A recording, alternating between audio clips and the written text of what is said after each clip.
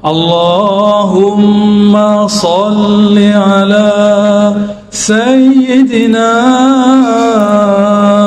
Muhammad. Assalamualaikum warahmatullahi wabarakatuh. Jumpa lagi.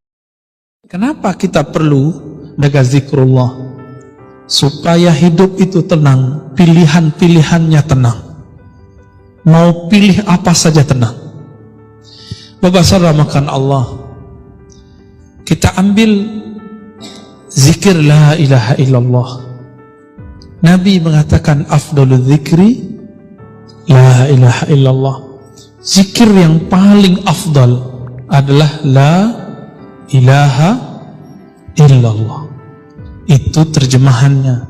Kalau maknanya lebih dalam dari itu, afdalul zikri itu kalau dimaknai zikir yang paling lezat, zikir yang paling nikmat adalah la ilaha illallah. Apa arti ilah sehingga Nabi mengatakan itu? Ternyata kalau orang betul-betul membaca la ilaha illallah, ilah salah satu maknanya adalah tempat hati bergantung, tempat hati nancap, tempat hati berkiblat, tempat hati condong. Jika kita katakan tiada lagi kecondongan hatiku, tiada lagi semua yang aku inginkan, yang aku cintai kecuali Allah. Inilah yang disebut oleh Imam Ibn Athaillah kemerdekaan seorang hamba, hurriyatul abd. Baru disebut Abdullah. Maka orang yang menyebut la ilaha illallah, tiada lagi tempat kami bergantung, tiada lagi tempat kami memuja, tiada lagi tempat kami menyembah kecuali Allah. Di saat itulah dia menjadi merdeka. Oleh karena itu seorang mukmin jiwanya merdeka. Kalau bahasa kawan kami Ustadz Hanafi, gak ada lagi urat takutnya, gak ada lagi rasa takutnya kecuali kepada Allah. Yang punya zikir ini hanya ahli-ahli qalbu, bukan orang yang suka ceramah kayak saya ini, bukan yang suka debat, bukan yang suka menyalah-nyalahkan orang, membidah-bidahkan orang, enggak. Mereka ini lebih suka menyebut nama Allah, la ilaha illallah. Terdiri dari apa kalimat ini? Ulama-ulama ahlus sunnah mengatakan la ilaha illallah itu terdiri dari dua inti. La ilaha namanya nafi. Nafi sudah jadi bahasa Indonesia penafian. Ditiadakan apapun dalam pikiran, apapun dalam hati, illallah kecuali Allah. Makanya ulama-ulama terdahulu punya teknik membaca la ilaha illallah, ada tekniknya. Kenapa Bapak Ibu baca la ilaha tidak ada merindingnya, tidak ada getarannya? Karena tidak punya teknik. Buat rendang, kalau tidak diaduk,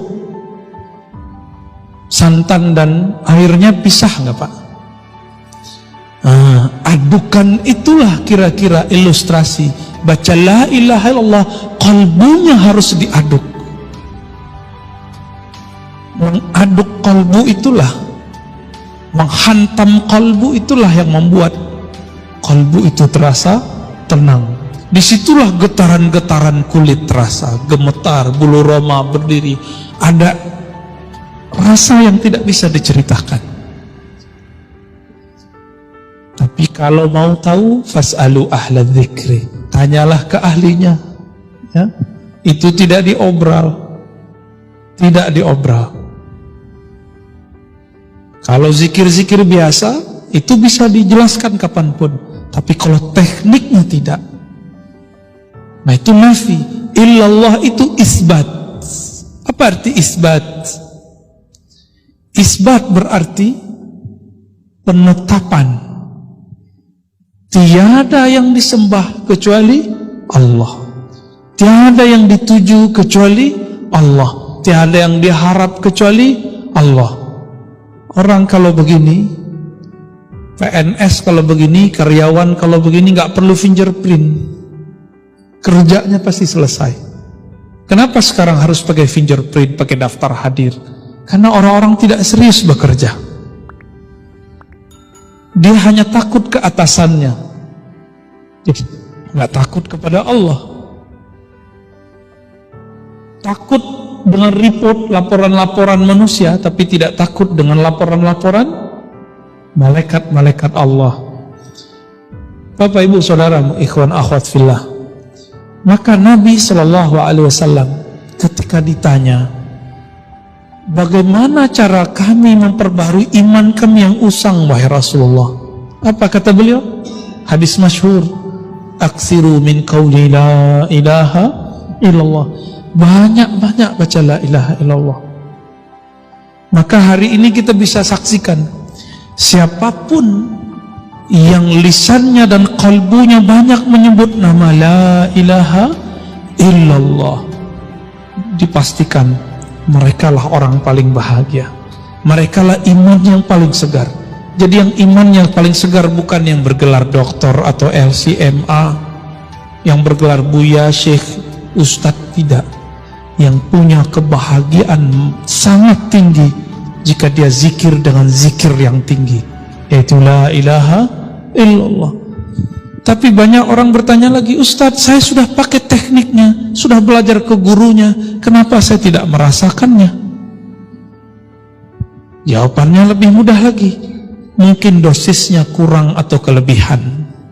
Karena zikir itu syifaun, obat. Allah menyebut Quran zikir. Inti dari Quran itu ya zikir. Zikir artinya ingat Allah. Mengingat Allah itu bagi kalbu yang sakit jadi obat. Bagi kalbu yang sehat, taraqqiyat, menaikkan kalbu ke alam malakut, alam jabarut. Oleh karena itu Rasulullah SAW pertama dapat wahyu itu zikir. Iqra bismi rabbik, bacalah dengan nama Rabbmu. Siapa nama Rabbmu? Allah. Maka dosis pertamanya nyebut nama Allah. Turun lagi surat Al-Muddathir, Al-Muzammil. Di Al-Muzammil dia katakan wazkur isma rabbik, sebut nama Rabbmu. Siapa nama Rabb penciptamu? Allah.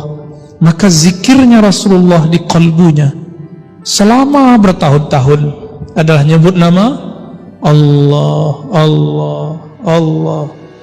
Tapi oleh kawan dibid'ahkan. Itu namanya zikir kalbu. Kita menyebutnya zikir khafi, zikir halus. Jadi Nabi SAW sebelum zikir lisan, kalbunya dulu zikir. Oleh karena itu Imam Bahauddin Shah Naqsyaband mengatakan apa? Awal dari teknik zikir kita itu akhir dari semua teknik-teknik yang ada. Biasanya teknik-teknik zikir yang ada dimulai dari lisan dulu, baru kalau sudah banyak pindah ke kalbu. Kalau Imam Bahauddin tidak, dimulai dari kalbu dulu baru ke lisan. Dan ini sesuai dengan hadis Nabi. Riwayat Imam Bukhari disebutkan bahwa Itban bin Malik menyampaikan hadis kepada Mahmud bin Rabi' dibantah oleh Abu Ayyub Al-Ansari. Apa yang disampaikan mereka? Allah mengharamkan kepada neraka, innallaha harrama 'alan nar, mengharamkan terhadap neraka man qala la ilaha illallah min qalbihi aw nafsihi. Ini syaratnya. Siapa yang membaca la ilaha illallah dari kalbunya, dari nafsnya, dari jiwanya. Ini hadis Sahih Bukhari di Kitabul Ilm. Kitabul Ilm, bab ilmu. Jadi Nabi memberikan syarat, tapi Abu Ayyub mengatakan, masa hadisnya gampang sekali untuk tidak dimakan oleh neraka, hai Mahmud. Apa kata Mahmud? Kalau gitu aku tanya lagi ke guruku nanti di Madinah, Itban, benarkah Rasulullah bersabda begitu? Dikejar setelah perang di Romawi, beliau pulang ke Madinah dan beliau bertanya, kepada Itban, dan Itban mengatakan, betul, aku mendengar Nabi bersabda, Allah akan haramkan neraka untuk merusak, menyakiti, menyiksa orang yang mengatakan la ilaha illallah min qalbihi, dimulai dari kalbunya. Ini yang kita sebut isbat. Maka zikir la ilaha illallah disebut dengan zikir nafi isbat. Zikir meniadakan selain Allah, mengisbatkan Allah. Dan tapi walaupun disebut nafi isbat, isbatnya lebih dulu. Tetapkan dulu namanya di kalbu, baru baca la ilaha illallah. Inilah rahasia surat Ali Imran ayat kedua, Allahu la ilaha illa huwal hayyul qayyum. Allah dulu, Allah. Atau surah Al-Baqarah 255 ayat kursi, Allahu la ilaha illa huwal hayyul qayyum. Allah, Allah itu dulu, dimantapkan dulu. Ini yang disebut kurikulum berzikir. Namun kadang murid nggak sabar, mau cepat-cepat ganti zikir. Abu Hurairah sabar dengan zikir 12.000. Kenapa kita nggak sabar? Maka hitungan-hitungan zikir yang diramu oleh guru-guru kita tidaklah bid'ah. Itu termasuk kepada jumlah banyak. Uzkurullaha zikran katsira. Berzikirlah sebanyak-banyaknya. Oh, Nabi tidak pernah begitu. Tahu dari mana Nabi tidak pernah begitu? Maka Bapak saudara makan Allah, berzikir la ilaha illallah itu adalah mutiaranya ulama salafus saleh. Ingin ikut salaf, banyak zikir, jangan banyak berdebat. Ingin ikut ulama salaf, banyak menafi isbat la ilaha illallah. Maka guru-guru kami kadang-kadang ada yang mengijazahkan zikir la ilaha illallah 70.000, ada yang 11.000, ada yang 100, tergantung si murid ini sanggupnya yang mana. Sedangkan di hadis-hadis Nabi, contoh-contohnya sederhana. Ada yang 10 kali, ada yang 3 kali, ada yang 25, ada yang 70, ada yang 100. Itu bukan angka batasan, itu cuma angka contoh. Disebut dalam bahasa Arab lil mithal, untuk memberikan contoh. Kenapa? Sayyidatuna Aisyah radhiyallahu taala anha mengatakan, Nabi setiap nafasnya zikir. Yazkurullaha ala kulli ahyani. Dan Nabi mengatakan perumpamaan orang yang zikir dan tidak zikir, masalul ladzi yazkur rabbahu wal ladzi la yazkur rabbah kamasalil hayy wal mayyit. Orang yang zikir itu hidup, orang tidak zikir itu mati. Maka kadang-kadang Bapak Ibu serahkan Allah, kenapa kalau mendengarkan khutbah atau kajian kok hampa?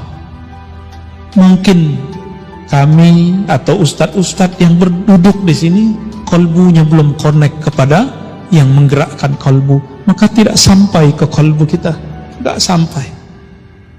Tapi kalau dimulai dari kalbu, itu sebabnya jika dimulai dari kalbu, orang akan menikmati saat dia baca innal hamdalillah nahmaduhu wa nasta'inu. Bukan sombong.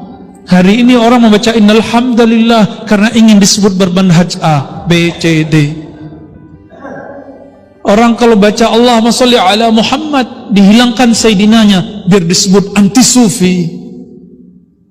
Begitu juga sebaliknya, orang baca sayyidina biar disebut sufi, biar disebut aswaja, biar disebut. Maka itu zombie ketemu zombie, kolbu mati kelembu kolbu mati, gak ada hasilnya. Maka bergurulah ke ahli kolbu. Siapa ahli kolbu? Yang memakmurkan kolbunya dengan zikrullah. Inilah makna surat An-Nur ayat 36. Fi buyutin azinallah. Surat An-Nur ayat 35, 36. Ini 36-nya. Fi buyutin, di rumah-rumah. Ini rumah Allah bukan? Tapi apakah Allah tinggal di sini? Bukan. Maka jika disebut rumah Allah fi buyutin, inti dari rumah Allah itu bangunan yang bagus ini, mimbar yang gagah ini, atau kaligrafi itu, atau kalbu mukmin yang menyebut nama Allah. Kalbu mukmin. Maka fi buyutin azinallah, di buyut-buyut, di rumah-rumah yang Allah izinkan diangkat namanya di situ, yusabbihu, bertasbih di situ pada saat pagi dan sore. Maksudnya dari pagi sampai sore, sore sampai pagi. Maka ada namanya masjid bangunan di semen, tapi ada masjid qalbu. Itu ayatnya.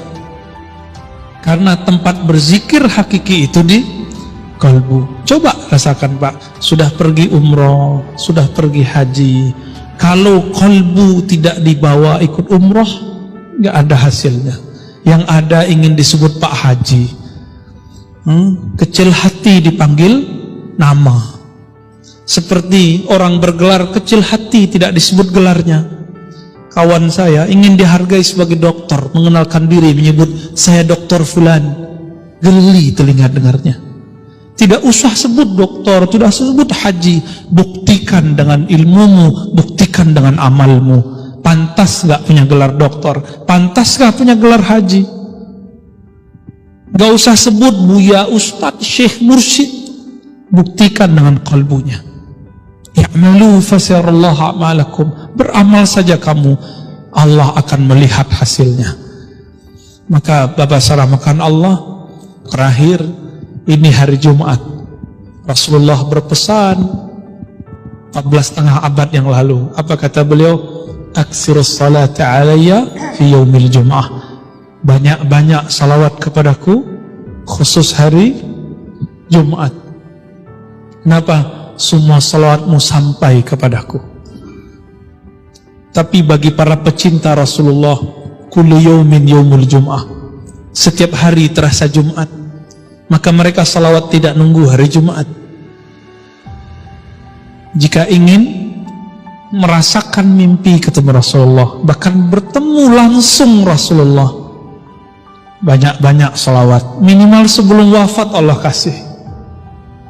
Sebelum wafat Allah kasih. Karena mimpi itu terjemahan dari alam bawah sadar kita. Kita sadar, di saat sadar kita menabung apa ke kalbu? Nabung zikir, nabung salawat. Jika itu yang sering kita baca, itu tabungan alam bawah sadar. Apa yang dilihat, apa yang didengar, apa yang dikata, apa yang dizikirkan, itu masuk ke alam bawah sadar, disimpan dalam memori kalbu.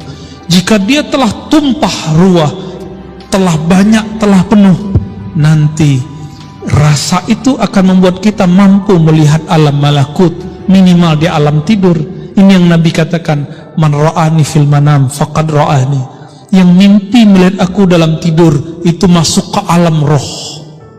Dia benar-benar bertemu aku. Bukan syaitan, bukan iblis, bukan jin. Itu jaminannya. Maka itulah hiburannya orang beriman. Dan ini yang kami tahu hanya ada para ulama-ulama aswaja, ahlus sunnah yang bertasawuf, yang berzikir, bersolawat tiada henti. Semoga kita termasuk itu yang Nabi sebut dalam hadis, la tabqa minal mubasyarat, tidak tersisa lagi dari mubasyarat, dari kabar-kabar gembira, dari kabar-kabar rohani, kabar-kabar langit, hiburan bagi ulama-ulama, hiburan bagi ahli kalbu, kecuali ar-ru'ya salihah, mimpi-mimpi yang indah. Apa mimpi yang indah? Bukan mimpi basah, tapi mimpi bertemu roh paling mulia, roh Rasulullah sallallahu alaihi wasallam. Saya doakan siapa saja yang beramal salawat banyak-banyak, saya doakan semoga segera ketemu Rasulullah. Enggak sekarang, nanti, enggak nanti, terus. Tapi ingat, kita salat bukan karena ingin mimpi, kita salawat karena ingin menyampaikan cinta dan rindu kepada Rasulullah. Maka digabunglah la ilaha illallah Muhammadur Rasulullah sallallahu alaihi wasallam. Terima kasih. As-salatu wassalamu alayka ya sayyidi ya habibi ya abal arwah ya Rasulullah.